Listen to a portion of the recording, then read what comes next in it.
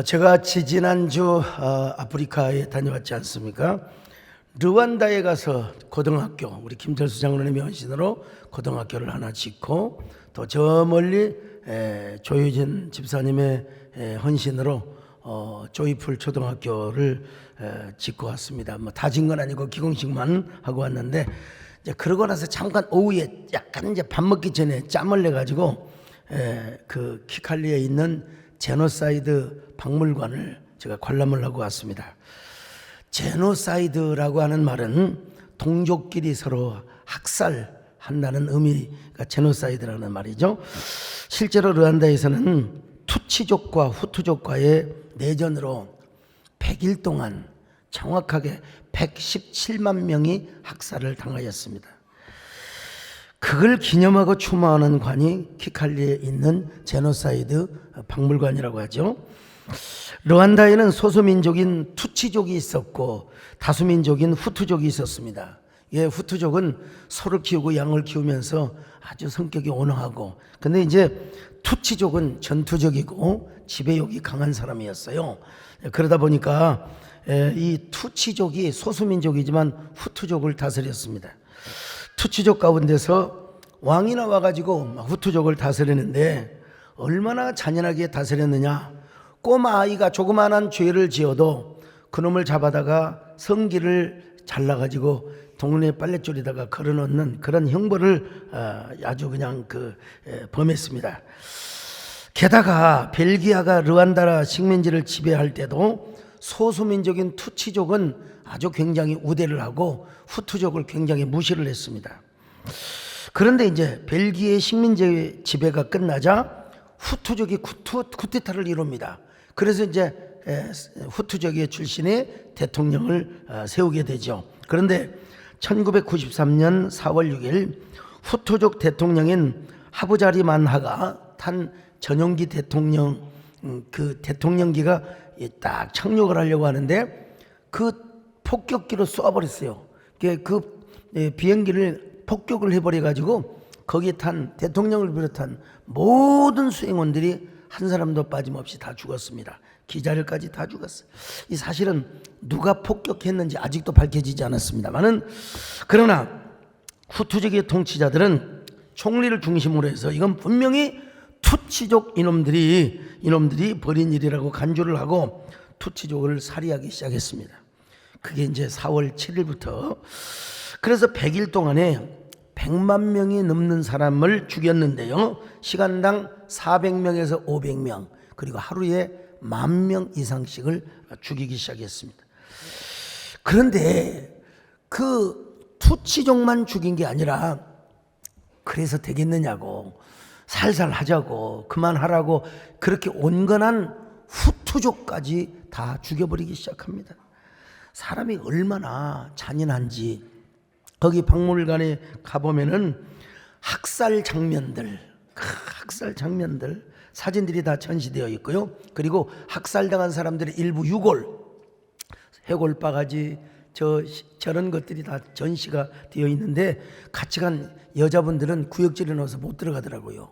막 그걸 보고 구역질 나서. 그리고 그 학살당한 사람들의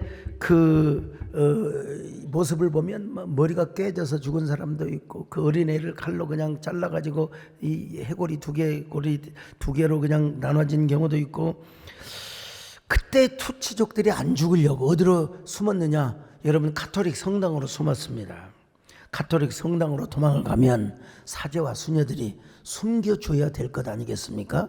근데 그때 가톨릭은 후투족과 같이 손을 잡았기 때문에 가톨릭 성당으로 도망온 사람들을 사제와 수녀들이 일제히 다 목을 베어버렸습니다. 다 가톨릭 성당으로 도망왔던 사람들을 다 죽여버리고 말았습니다. 자, 여러분, 그들은 어떻게 생각했느냐? 가톨릭 사제들은 투치족을 죽이는 것이 하나님의 뜻이라고. 여러분, 하나님의 뜻을 아무데나 갖다 붙여서는 안 되는 겁니다. 여러분, 자기 생각을 하나님의 뜻이라고, 자기 입장에 있는 정치적인 걸 하나님의 뜻이라고 생각하는 이런 무지한 사람들. 그래서 예배당에 모여있는 사람들을 단체로 다 수녀와 사제들이 죽여버리고 말았습니다. 얼마나 기가 막힌 일입니까? 종교라고 하는 것은 어떤 경우도 사람을 살려야 됩니다. 여러분, 절대로 사람을 죽여서는 안 됩니다. 여러분, 교회에 숨어 들어오면 그들을 어떻게든지 숨겨 살려줘야 될 거 아니겠어요? 제가 광주 5.18 민주항쟁 때 광주신학교 기숙사에서 뭐 저만 딸랑 남았어요. 오갈 데가 없으니까. 저는 그런데 전남대 학생 2명이 그리 숨어 들어왔어요. 그래서 가장 가양의 가장자리에 방으로 숨어 있어. 그러다가 새벽에 저쪽 경신여고 뒷산으로 도망을 가라고 제가 이야기해 준 적이 있어요. 그렇게 보호해 준 적이 있습니다. 제가 만약에 광주신학교 저쪽으로 오는 옛날 그쪽에 골목에 공수부대들이 지키고 있었거든요. 제가 그곳에 가가지고 학생 2놈이 있으니까 저놈들 잡아가라고. 여러분, 그럼 되겠습니까? 사람을 살려주고 숨겨둬야죠. 여러분, 어떻게든지 여러분, 종교는 영혼의 생명뿐만 아니라 육신의 생명도 살려주는 것이 종교입니다. 그런데 성당으로 피해갔던 사람들이 떼죽음을 당한 것입니다. 반면에 개신교는 그렇지 않았습니다. 특별히 장로교로 피신을 한 사람들은 다 교회에서 숨겨줬습니다. 그 대가로 르완다 예수교 장로회, 대한예수교 장로회처럼 르완다 장로교회 총회장이 잡혀가지고 여러분 총살을 당하여 죽습니다. 왜냐하면 교회로 피해왔던 사람들을 다 숨겨줬거든요. 그래서 그때 생긴 고아들이나 난민들을 장로교 총회장의 사모님인 가핀 링가라고 하는 여사님이 바로 이 고아 사역을 하고 난민 사역을 하게 된 거예요. 세월이 흘러서 르완다 밖에서 피신해 있던 투치족의 애국 전선이 키칼리를 점령하면서 집단 학살이 중단이 되게 된 것입니다. 여기 지금 르완다에서 온 르완다 시민도 계십니다만은, 그런데 아무리 세월이 흘러도 가톨릭에서 절대로 그런 일이 없었다고 오리발을 내밀어 왔습니다. 그 성 바오로 2세라고 하는 교황은 절대로 그런 일이 없었다고, 여러분, 닭 잡아먹고 오리발 내밀듯이 절대로 역사를 부인했습니다. 여러분, 그런 사실조차도 없었다고 말이죠. 그러다가 이제 프란치스코 교황이 나와가지고 나중에 공개적으로 사과를 했습니다. 우리가 잘못했습니다. 여러분, 역사는 비밀이 없습니다. 부인한다고 되는 것이 아닙니다. 종교의 역할이 무엇입니까? 사람을 살리는 거예요. 전염병을 막는 겁니다. 어떤 경우에도 전쟁을 막고, 전쟁이 일어나도 그것을 조화시키고 합의시키는 게 종교의 역할입니다. 여러분, 어떤 경우에도 막 이념을 앞세워서 전쟁을 부추겨서도 안 됩니다. 지난번에 러시아가 우크라이나를 침공할 때 그리스 정교회는 전쟁을 지지한다고 박수를 쳐줬어요. 우리로 말하면 이 연합기관의 장이, 여러분, 그 푸틴 대통령에게 박수를 쳐준 겁니다. 하마스가 이스라엘을 기습할 때 이슬람은 하마스를 막 지원해주고 지지해주고 박수를 쳤어요. 여러분, 하마스가 왜 느닷없이 이스라엘을 공격합니까? 공격을 하더라도 군 기지라든지 어떤 공공시설을 파괴하는 걸 모르는데 어떻게 민간인을 그렇게 무자비하게 잔악하게 학살을 할 수 있단 말입니까? 내가 말로 할 수 없는 그 잔악하게 여자들을 어떻게 끌고 갔으며 어떻게 수치스럽게 여러분 잔악스럽게 죽였습니까? 그리고 인질로 붙잡아가고, 이런 일을 종교가 지지를 해주고 종교가 박수를 쳐준다? 이건 종교가 아닙니다. 이건 절대로, 이거는 뭐냐? 이거는 하나의 신화에 불과하고 거짓된 종교에 불과하는 것입니다. 종교는 어떤 경우도 사람을 살리고 인질을 잡았으면 풀어주라고 해야 되고, 그리고 전쟁을 막고 기근과 전염병을 막는 데 앞서, 그래서 사회적 선순환과 순기능의 역할을 해야 돼요. 영혼만 구원하는 게 아니라 여러분 육신의 생명도 보호해 주는 게 여러분 종교의 역할인 것입니다. 여러분, 하물며 종교가 종교 이름으로 사람을 죽이다니, 이 세상에 이런 해괴한 일이 어디가 있단 말입니까? 종교가 이념으로 편을 가르고 막 동족끼리 분쟁을 일으키고 말이요, 같은 기독교 지도자들끼리 서로 욕을 하면서, 그 욕을 하는 사람 놔둬버린 게 낫지 같이 손바닥도 부딪혀야 여러분 소리 나는 거 아니겠습니까? 여러분, 기독교는 당연히 공산주의를 반대합니다. 공산주의를 증오합니다. 여러분, 그리고 반기독교 악법을 막아내야 합니다. 그럼에도 불구하고 공연히 할 일 없이 공연히 이념이라는 프레임을 씌워가지고 편을 가르거나 막 그냥 무슨 뭐 악한 정부의 부역자가 되거나 전쟁을 부추겨서도 절대로 안 됩니다. 여러분. 종교라는 이름으로 사람을 잔인하게 죽여서는 절대로 안 된다는 겁니다. 여러분. 그래서 르완다에서는 4월 7일부터 학살당한 자들을 애도하고 추모하는 기간을 갖습니다. 그리고 살해자들은 국제사법재판소에서 결국 처벌을 당했고요. 제노사이드 기념관 아래에 가면은 살해당한 사람들의 유골이 묻혀 있습니다. 2만 명이 묻혀 있다고 해요. 2만 명이. 수만 명의 사람들을 묻어놓고 벽에다가 층층마다 이름을 다 기록해 놓고 있습니다. 그리고 아직도 시신을 찾지 못한 유해들이 얼마나 많이 있는지 몰라요. 그렇다고 해서 저는 생각해 봤습니다. 누가 이들을 위로해 줄 것인가? 누가 이들을 위로해 줄 것인가? 아무리 훗날 백성들이 추모하고 애도하는 그러한 기간을 갖는다고 해서 죽은 사람들이 과연 얼마나 위로를 받을 수 있을 것인가? 미망인이 되고 호라비가 되고 고아가 된 자들이 얼마나 위로를 받을 수 있을까? 이게 남의 나라이지만은 어쩌면 그렇게 끔찍한 일들이 벌어질 수 있을까? 많은 생각을 해보았습니다. 우리나라의 6.25의 동족상잔보다도 더 잔인한 내전이었습니다. 그래서 오늘 본문은 뭐라고 말을 합니까? 이 땅에서 학대하는 사람들은 학대하는 권력만 있지 그 손에 위로가 없다고 말하고 있습니다.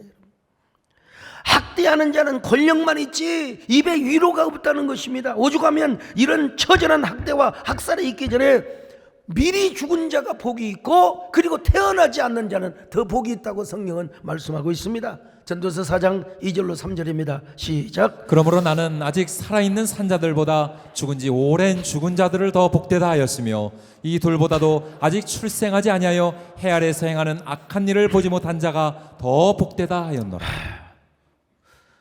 학대를 당할 때 학살을 당할 때 말이 있잖아요. 그때는 차라리 미리 죽은 자가 더 복되다는 거예요. 그렇게 잔악하게 죽음을 당하면 안 된다는 거예요. 아니 아직 태어나지 않는 자는 더 복되다고 성경은 말씀하고 있습니다. 무엇을 교훈하려는 것입니까? 그렇게 학살당하고 학대를 당했던 사람들은 누구에게도 진정한 위로를 받을 수가 없다는 것이죠. 정말로 우리를 위로해 줄 분은 누구냐? 하나님밖에 없다는 거예요. 아무 죄도 없이 제노사이드로 인해 삭살당한 사람들을 누가 위로해 줄 수 있겠습니까? 비석을 세운다고 여러분 위로가 되겠습니까? 4월 달에 애도 기간을 갖는다고 진정한 위로가 되겠습니까? 죽은 사람이 어떻게 위로를 받아요?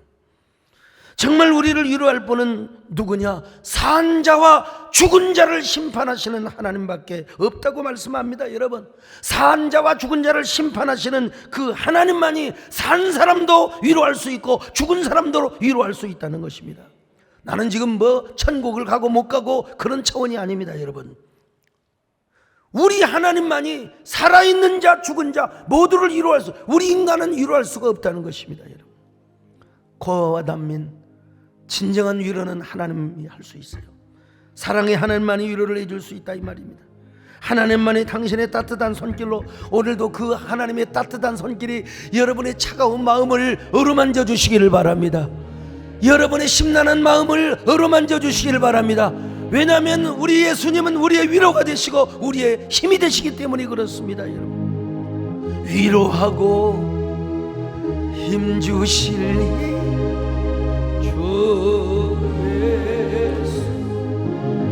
예수는 나의 힘이요 내 생명 되시니 구주 예수 떠나가면 죄중에 빠지리 눈물이 앞을 가리 대마음을 크신 사랑 위로하고 힘주시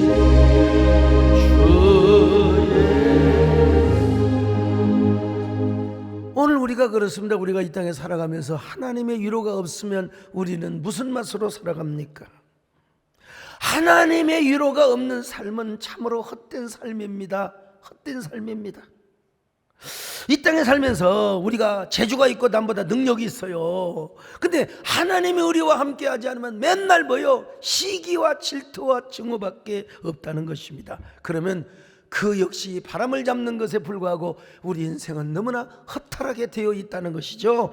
자, 전도서 4장 4절입니다. 시작. 내가 또 본즉 사람이 모든 수고와 모든 재주로 말미암아 이웃에게 시기를 받으니 이것도 헛되어 바람을 잡는 것이로다.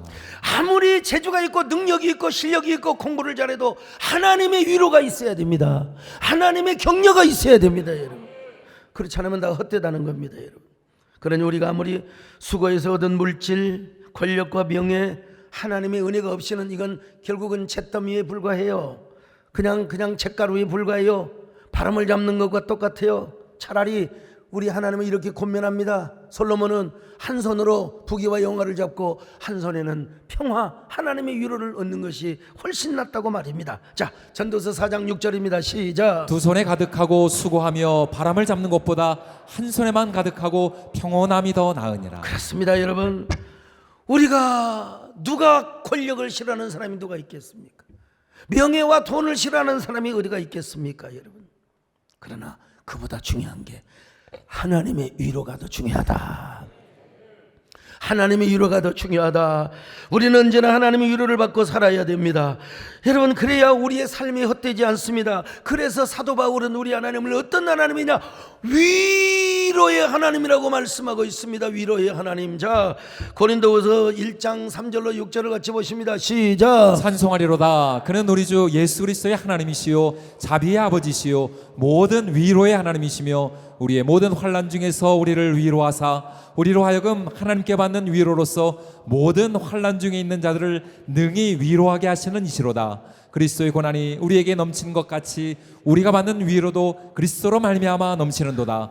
우리가 환난 당하는 것도 너희가 위로와 구원을 받게 하려는 것이요 우리가 위로를 받는 것도 너희가 위로를 받게 하려는 것이니 이 위로가 너희 속에 역사하여 우리가 받는 것 같은 고난을 너희도 견디게 하느니라. 우리 하나님은 어떤 하나님으로 말씀합니까? 자비의 하나님이요 위로의 하나님이시라 이 말이요. 자비의 하나님이요 위로의 하나님. 오늘 여러분 3절에서 6절까지 위로라는 말이 몇 번이나 나오느냐? 8번이나 나와. 8번. 위로의 하나님이요 우리가 고난을 받는 것도 위로를 받기 위함이요 내가 환난을 당한 것도 너희들을 위로하기 위함이요 전부 다 위로.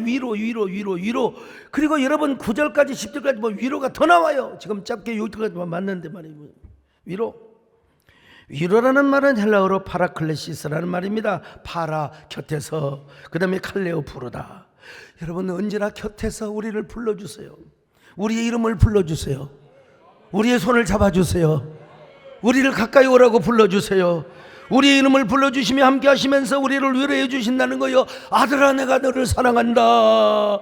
내가 너와 함께 하리라. 너는 결단코 망하지 않는다. 너 결단코 망하지 않는다. 너는 일어난다. 반드시 복을 받고 일어날 것이다. 여러분 위로는 하나님의 성품 중에 속성 중에 하나입니다. 위로는 여러분 하나님의 속성의 자비가 언어나 행위로 구체적으로 나타나는 걸 위로라고 하는 겁니다, 여러분. 그래서 성령님의 명칭이 뭐냐? 파라클레토스요. 파라클레토스. 이건 법정적인 용어로는 변호사란 말입니다. 변호사. 여러분 무슨 일이 있을 때 얼마나 변호사를 의지합니까? 그렇죠? 그런데 이스라엘에 와서는 이 파라클레토스가 누구의 명칭으로 탈바꿈을 하느냐? 어머니의 역할입니다. 어머니의 명칭 별명을 또 다른 별칭을 파라클레토스라고 했어요. 아버지는 엄해요. 아버지는 그냥 잘못을 하면 다리몽둥이가 부러지도록 그냥 두들겨 팹니다.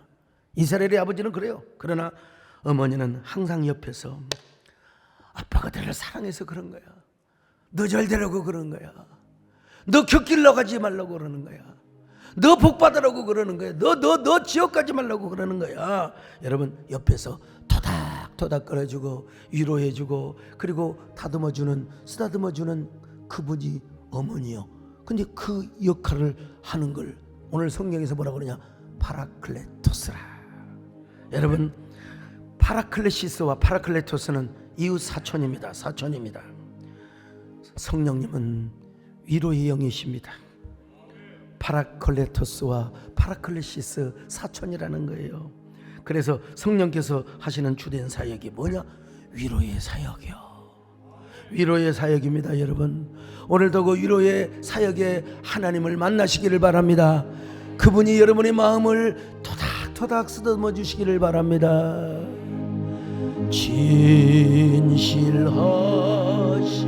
주 성령, 성도 곁에 계시사 순례길을 걸 때에 손을 잡아 주소서.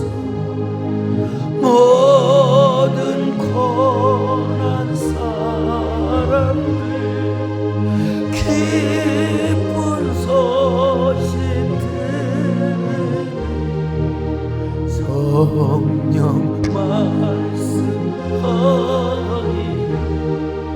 어서 오라 내게로. 성령께서 언제 우리를 위로해 주십니까? 등 따시고 배부르고 마음 편할 때는 성령의 위로가 별로 필요 없는 것 같아요. 그러나 환난을 당해보세요. 역경을 당해보세요. 여러분, 삶의 모순이 닥쳐와 보세요. 여러분, 그때는 성령님의 위로가 없이는 살아갈 수가 없습니다. 성령님의 부축이 없이는 우리는 단 한 걸음도 걸어갈 수가 없습니다.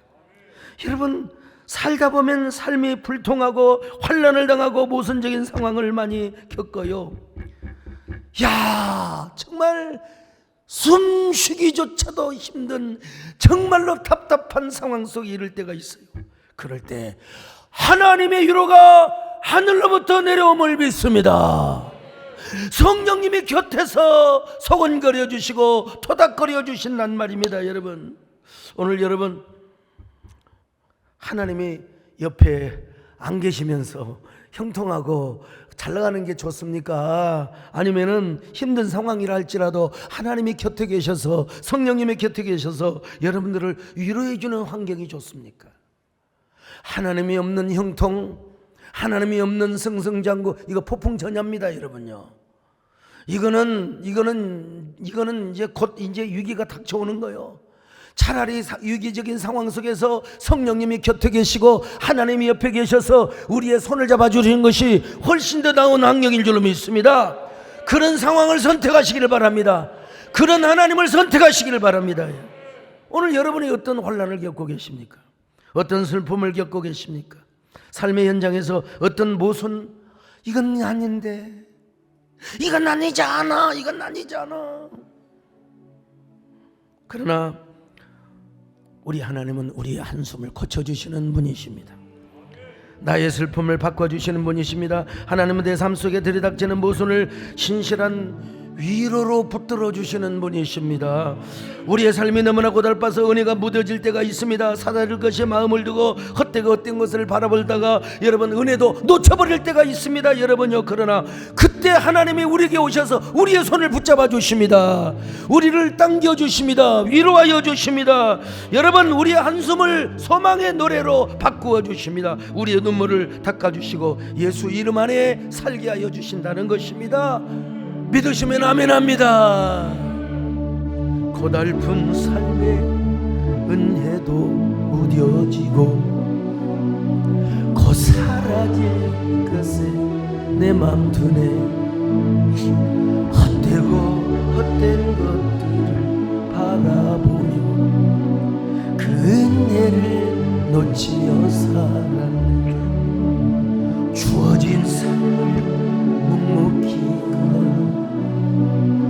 날 붙드신 주 예수를 보내. 사망 가운데 놓여진 나의 삶을 날 건지신 그 이름 예수. 나의 한숨을 바꾸셨네. 주를 향한 노래로, 소망의 노래로 나의 눈물을 거두신 주 살게 하소서. 예수 이름 안에 살게 하소서. 예수 이름 안에 살게 하소서.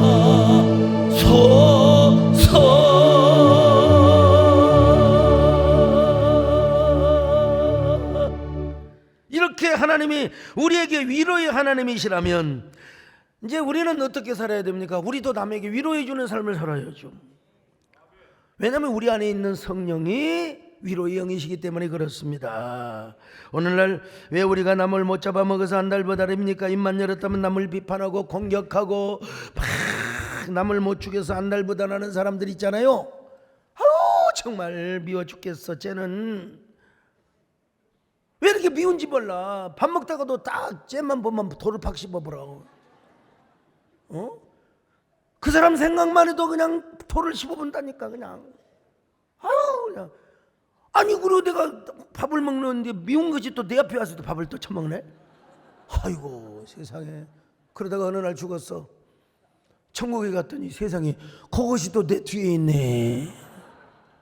이거 뭐냐 여러분, 그 위로의 영이 있는 게 아니라 증오의 영이 있어서 그래요. 증오의 영.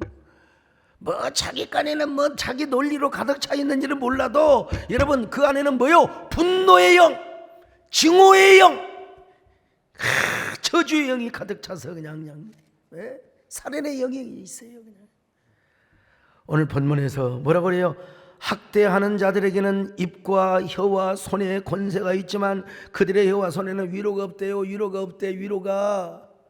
위로가 없는 참 얼마나 불쌍함. 자 전도서 4장 1절입니다. 시작. 내가 다시 해 아래 생하는 모든 학대를 살펴보았도다. 보라 학대받는 자들의 눈물이로다. 그들에게 위로자가 없도다. 그들을 학대하는 자들의 손에는 권세가 있으나 그들에게는 위로자가 없도다. 위로자가 없도다. 위로가 없어요. 증오만 하고 화만 하고 욕만 내죠. 욕만 하고 말이죠. 마음하고 살인의 언어만 하는 거지 뭐. 근데 이 모든 것들이 다 뭐냐? 지나간다는 겁니다. 지나간다는 거예요. 그리고 바람을 잡는 거예요. 허공의 인생. 허공 속에 묻힌 그런 날들을 살아가는 거예요. 그냥 그날들을 살아가는 거예요. 여러분 우리는 위로하며 살아야 됩니다. 위로하기도 짧은 세상이야. 짧은 세상. 참 정말 하나님 일 열심히 하고 열심히 산다고 하는데 아유 더워서 난리였던 엊그저께 벌써 여러분 찬바람이 불어오잖아요. 그냥 낙엽이 막 그냥 공원마다 떨어지고 참 이런 걸 보면 야 옛날에 제가 턱걸이를 30개 쓰겠어요. 30개씩. 그러다가 이제 26개로 줄이다가 또 이제 20개로 줄이다가 요즘 해보려고 그랬더니 15개예요. 쉬었다가 20개는 하죠. 좀 쉬었다가. 이게요. 아무리 운동을 하고 아무리 체력 단련을 해도 나이는 못 속인다. 옛날 어르신들께서 아이고 나이 먹어봐라. 해마다 다르다고. 여러분 위로의 영을 모시고 사는데 우리가 위로하며 살아야죠. 오늘 그 사실을 성경이 말씀하고 있습니다. 이철환 작가 유명한 분인데요. 참 감동적인 글들을 많이 써서 연탄길 1, 2, 3가 있는데 이 3에 나오는 이야기가 나옵니다. 소개하면은 수연이 아버지는 사업에 실패를 한 후 중풍으로 쓰러졌습니다. 중풍이라 몸이 반쪽이 되어 반신마비가 되었어요. 이뿐 아니라 중풍 후유증으로 언어장애까지 왔습니다. 원래 말수가 없었던 아버지인데 중풍을 얻은 이후로 더 말이 없어졌습니다. 온종일 천장만 바라보고 있습니다. 어느 겨울 수연이 오빠 성준이가 대학 합격 통지서를 받아들고 기쁜 마음으로 집에 들어옵니다. 대학 합격도 지방대가 아니라 서울에 있는 좋은 대학이었습니다. 어머니는 대학 합격 통지서를 보고 성준아 정말 잘했구나. 잘했어. 내 아들 청하지 고맙다. 그러면서도 엄마는 이내 쓸쓸한 얼굴을 감추지 못했습니다. 아버지의 병원비도 빚지고 있는 형편인데 아들 등록금까지 마련한다는 것은 너무나 벅차고 힘겨운 일이었습니다. 서울에 있는 대학에 합격을 해서 자취나 하숙을 시켜야 될 텐데, 그러자 엄마가 아들 성준이에게 말합니다. 아들아, 어미로서는 자식에게 차마 할 말은 아니지만 만약에 말이야, 등록금이 마련되지 않으면 어쩌지? 너도 잘 알다시피 엄마가 봉제 공장에서 버는 돈으로 우리 식구 겨우 밥 먹고 사는 것도 빠듯하지 않니? 아버지 병원비도 그렇고. 이렇게 말하고 엄마는 고개를 아래로 떨어뜨렸습니다. 당연히 눈물이 나겠죠. 돌아놓은 아버지도 아무 말이 없습니다. 남들은 대학에 못 들어가서 난리인데 우리 집은 왜 이렇게 대학을 합격시켜놓고도 이런 슬픔을 겪어야 한단 말인가? 성준이가 입을 엽니다. 남들은 대학에 못 가서 난리인데 왜 우리 집은 이렇단 말인가? 이번에 등록금을 못 내면 나는 집을 나가서 혼자 살 거야. 엄마 그렇게 알아요. 자, 이런 애들에게 여러분 장학금을 주어야 됩니다, 사실. 그러면서 아들은 돌아누운 아버지를 흘끗 째려보고 방에서 나가버렸어요. 문 탁 닫고. 엄마가 갑자기 울음을 터뜨렸습니다. 엄마는 원망 섞인 목소리로 아버지에게 말합니다. 여보, 어서 정신 좀 차리세요. 아이들에게 해줄 일이 너무나 많이 있잖아요. 산더미 같이 많이 있는데 이렇게 누워만 있으면 어떡해요? 나 혼자 동동거리고 살아야 밥 먹고 살기도 버거운데. 엄마는 깡마른 어깨를 들썩이며 한참 울었습니다. 그러다가 잠시 후에 마음을 가라앉힌 엄마는 멋스게진 얼굴로 남편에게 이렇게 또 다독이는 말을 합니다. 여보, 괜한 넋질을 부려서 미안해요. 당신이 왜 이렇게 된 줄을 전들 왜 모르겠어요. 우리 식구들 먹여 살리려고 열심히 사업하다가 이렇게 된 걸 난들 왜 모르겠어요. 아까는 속이 상해서 그랬어요. 여보, 마음 푸세요. 제가 잘못했어요. 이 말을 들은 아버지는 아무 말이 없었습니다. 양쪽 눈에는 눈물이 귓가에 툭툭툭 떨어져서 귓가에 눈물이 고였습니다. 집을 나간 성준이는 며칠이 지나도록 소식이 없었습니다. 집을 나간 지 5일째 되던 날 성준이가 집에 들어왔는데 아무도 없었어요. 안방 문틈 사이로 아버지의 느릿느릿한 목소리가 들려왔습니다. 어느 장에 있는 아버지는 말을 더듬거리며 누군가와 전화통화를 하고 있었습니다. 여보세요. 제가요. 신장을 팔 수 없나 해서요. 잠시 사이를 뒀다가 아버지의 힘겨운 목소리가 다시 들려왔습니다. 제 아들놈 대학교 등록금 때문에 그런 것이니까 꼭 부탁드립니다. 꼭. 마루에 걸터 앉은 성준이의 눈에는 눈물이 핑 돌았습니다. 성준이는 오래전에 학교 선생님이 해주었던 말이 생각이 났습니다. 아버지의 사랑은 등대 같은 거야. 낮에는 아무 일이 없는 척 태연한 척 하다가 어두운 밤만 되면 깜빡깜빡 제 마음을 밝히는 등불, 등대. 아버지들은 침묵으로 그렇게 사랑을 하고 자식을 위로해 주는 거야. 여러분, 그 아들에게 이보다 더 큰 위로가 어디가 있겠습니까? 아버지가 신장을 팔아서 아들 대학 등록금을 마련해 주고 싶어하는 그 아버지의 위로, 그 아버지의 작은 위로가 아들을 마침내 울게 만들었던 것이죠. 여러분, 위로라는 게 이렇습니다. 위로의 파워가 이렇게 커요. 반신불수인 아버지도 사랑하는 아들에게 자신의 신체의 일부를 팔아서 위로의 사랑을 절해주고 싶거늘 하물며 우리 하나님이시겠습니까? 우리 하나님은 위로의 하나님이십니다. 그래서 위로의 영을 우리에게 보내주셨습니다. 사랑의 하나님이십니다. 그래서 성령님을 통하여 우리의 모든 한숨과 슬픔과 고통을 위로로 바꾸어 주시는 분이십니다. 사랑으로 바꾸어 주시는 분이십니다. 여러분, 기쁨으로 바꾸어 주시는 분이십니다. 그래서 우리가 이런 노래를 부르는 거예요. 고달픈 삶의 은혜도 무뎌지고 곧 사라질 것은 내 맘두네 헛되고 헛된 것들을 바라보며 그 은혜를 놓치며 살았네. 주어진 삶을 묵묵히 살아가며 날 붙드신 주 예수를 보내 사망 가운데 놓여진 나의 삶을 날 건지신 그 이름 예수, 나의 한숨을 바꾸셨네. 주를 향한 노래, 소망의 노래로 나의 눈물을 거두신 주 예수 이름 안에 살게 하소서.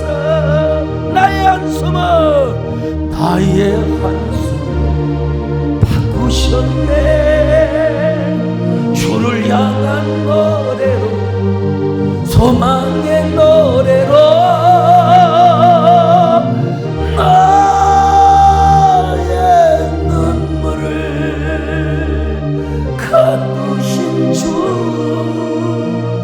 예수 이름 안에 살게 하소서.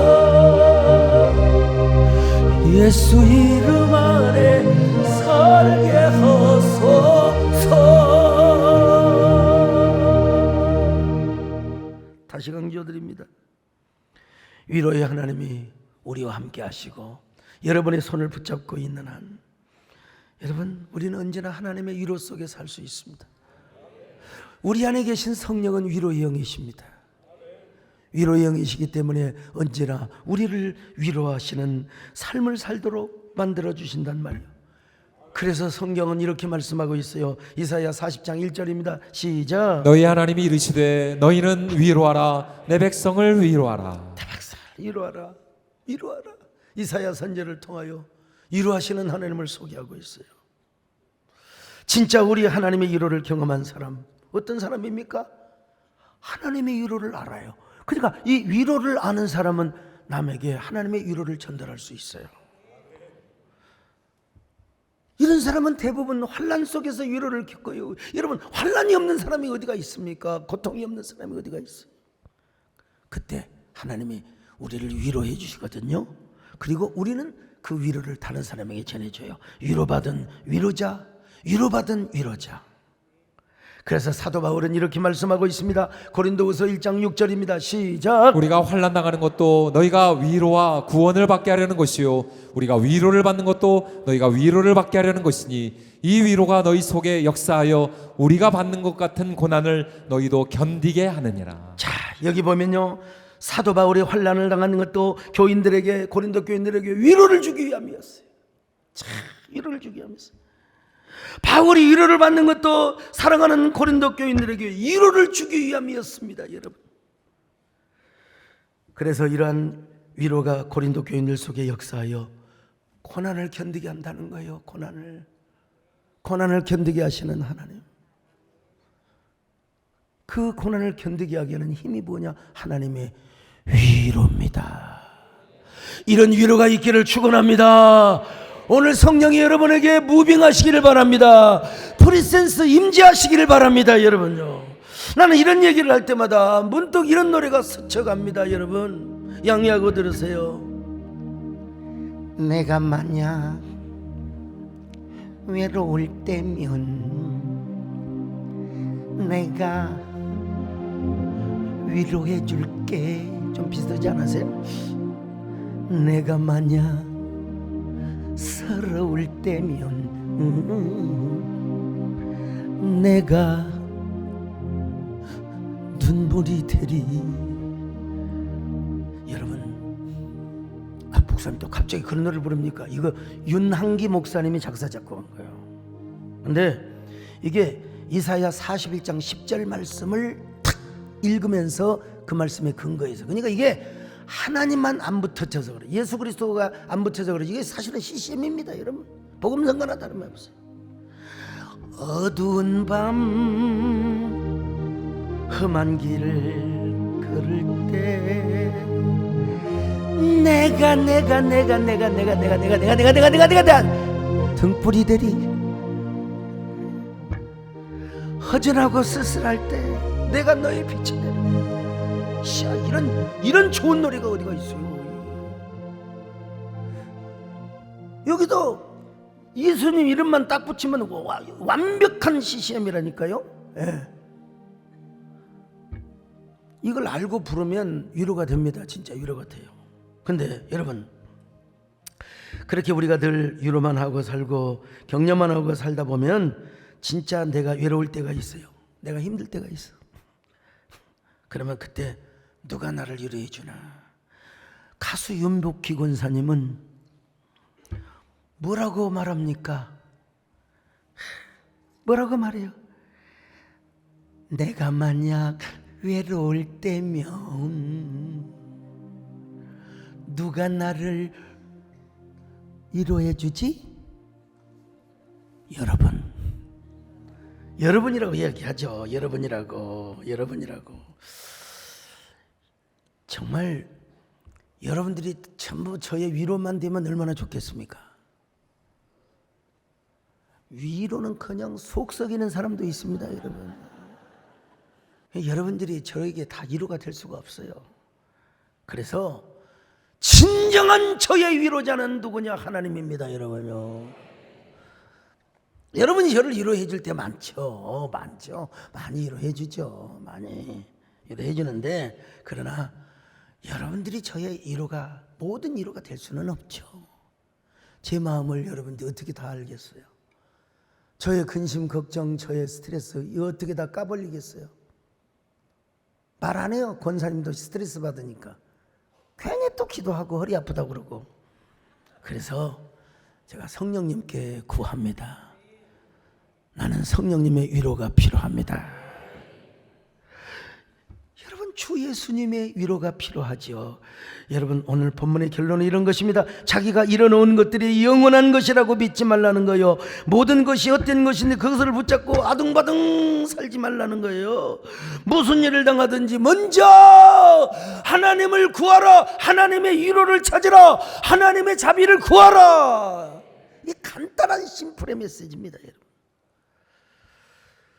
우리 하나님은 심지어는요, 내가 어떤 실수를 한 것까지 내가 그러지 말았어야 하는데 믿음이 없어서 쪼들리다 보니까 나도 모르게 하지 말아야 할 말, 그리고 내가 하지 말아야 할 행동, 실수도 했어. 그래도 하나님, 우리 주님이 조금 잠깐 혼내준 때도 있지만 하나님은 항상 우리를 위로해 주십니다. 사람이 되게 그럴 수 있어. 그러니까 인간이지. 내가 너를 위로해 줄게. 내가 너를 위로해 줄게. 정말 우리가 하나님의 일을 합니다. 하나님 일을 하다 보면 지쳐요. 지쳐. 누구한테 지쳐? 사람한테 지쳐. 그러면은 내가 이제 더 이상 위로해 줄 게 없어요. 줄 거 다 줬어요. 그 우리 속에 뭐가 나온 줄 알아요? 그때 하나님을 바라보고 하나님을 구하면 되는데 사람을 보고 세상을 보니까 불평이 나오고 험담이 나오게 되는 거예요. 이것만 알면 되는데, 우리가 하나님을 구하고 하나님 앞에 위로를 구하면 하나님이 그냥 알아서 위로를 주시는 거예요. 힘을 주시는 겁니다, 여러분요. 예. 여러분, 우리 함께 하나님으로부터 위로받는 삶을 살며 이웃에게 위로하는 삶을 사시기를 축원합니다. 여러분, 위로의 마음을 가지고 위로의 마음으로 상대방을 다가가시기를 바랍니다. 그래서 우리 모두가 이런 위로의 공동체가 되었으면 좋겠습니다. 여러분의 삶이 아름답게 위로의 삶이 되었으면 좋겠습니다. 이런 은혜가 우리 모두에게 임하시기를 바랍니다. 아멘. 나의 한숨을 바꾸셨네. 주를 향한 노래로, 소망의 노래로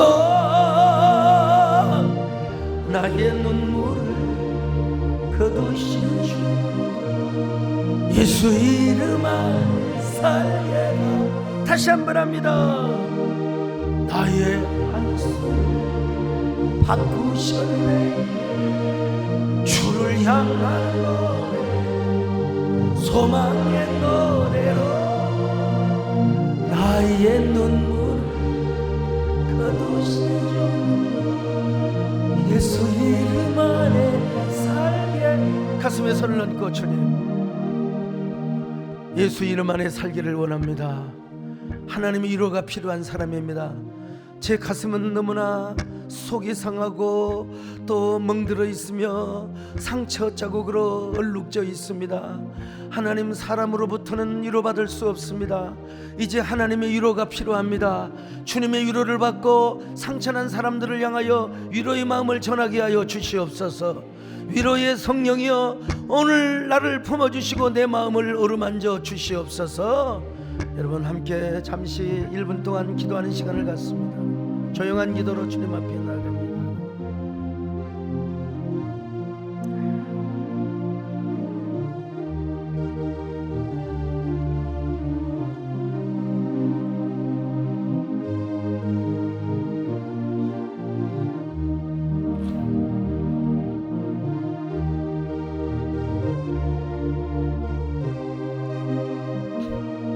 하나님, 위로의 하나님,